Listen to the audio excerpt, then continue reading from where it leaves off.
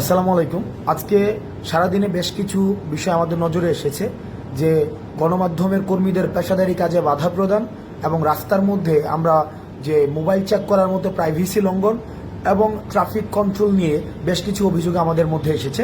আমি প্রথমেই বলতে চাই যে আমরা নির্যাতকের পরিবর্তন চাইনি, আমরা নির্যাতনেরও পরিবর্তন চেয়েছি।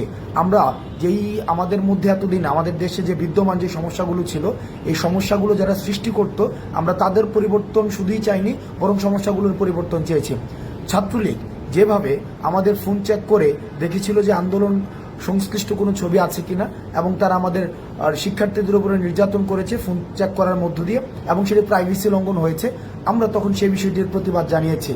কিন্তু আজকে আমরা দেখেছি যারা বৈষম্য বিরোধী ছাত্র আন্দোলনের পরিচয় দিয়ে তারা বিভিন্ন মোড়ে এই যে ফোন চেক করে মানুষের প্রাইভেসি লঙ্ঘন করেছে, যেটিকে আমরা অত্যন্ত নিন্দনীয় কাজ মনে করছি এবং সেটির আমরা প্রতিবাদ জানাচ্ছি এবং তাদেরকে আমরা হুঁশিয়ার করে দিতে চাই, আপনারা এই ধরনের কাজের আর কখনোই পুনরাবৃত্তি করবেন না। কারণ এই ছাত্রলীগীয় কায়দায় যে কাজগুলো হয়, আমরা সেটিরও কিন্তু পরিবর্তন চাই।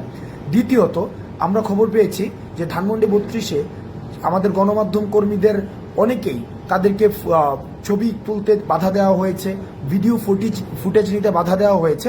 আমরা বিশ্বাস করি গণমাধ্যমের অবাধ স্বাধীনতা থাকা প্রয়োজন, এবং যারা মত প্রকাশ করতে চায় এবং যারা দ্বিমত প্রকাশ করতে চায়, উভয়ের স্বাধীনতা নিশ্চিত করা প্রয়োজন। সেই জায়গা থেকে আজকে যারা ধানমন্ডি 32-এ যারা গণমাধ্যম কর্মীদেরকে তাদের পেশাদারি কাজ করতে দেননি, তাদের এই কাজের আমরা নিন্দা জানাই। গণমাধ্যম স্বাধীনতা নিশ্চিত করার জন্য আমরা ফেসিস্ট গভর্নমেন্টের সময় আমরা যেটি দেখেছি যে গণমাধ্যমকে স্বাধীনভাবে কাজ করতে দেয়নি, সেই কাজের পুনরাবৃত্তি আমরা এখন আর চাই না। গণমাধ্যমের স্বাধীনতা উন্মুক্ত করা হোক। তৃতীয়ত, আমরা ট্রাফিক কন্ট্রোলের যে বিষয়টি, সেই বিষয়টি নিয়ে আমাদের কিছু বিষয় আমাদের কাছে পর্যালোচনা এসেছে, যে ঢাকার বিভিন্ন প্রান্তে স্বতঃস্ফূর্তভাবে শিক্ষার্থীরা ট্রাফিক কন্ট্রোলের কাজ করছে, সেটি অবশ্যই ইতিবাচক। কিন্তু 2 কিলোমিটার একটা রাস্তায় যদি 5 থেকে 6 বার সেখানে ট্রাফিক চেক করা হয়, সেটি মানুষের বিরক্তির পর্যায়ে পড়ে। সুতরাং যারা বিভিন্ন পয়েন্টে ট্রাফিক কন্ট্রোলের কাজ করছে, তাদের প্রতি অনুরোধ থাকবে, আপনাদের কাজটি অনেক বেশি মহৎ এবং অনেক বেশি মহান, এবং এই ক্রান্তিকালীন সময়ে আপনাদের অবদান অনস্বীকার্য।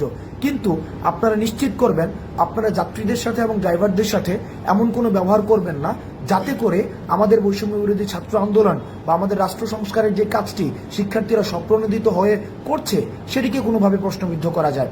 আমরা আমাদের রাষ্ট্র সংস্কারের কাজ অব্যাহত থাকবে, এবং যতদিন না পর্যন্ত রাষ্ট্র সংস্কারের চূড়ান্ত প্রতিফলন আমরা সামনে দেখতে পাচ্ছি, ততদিন পর্যন্ত এই রাষ্ট্র সংস্কারের কাজ চলবে। আপনারা ভালো থাকবেন। সালামু আলাইকুম।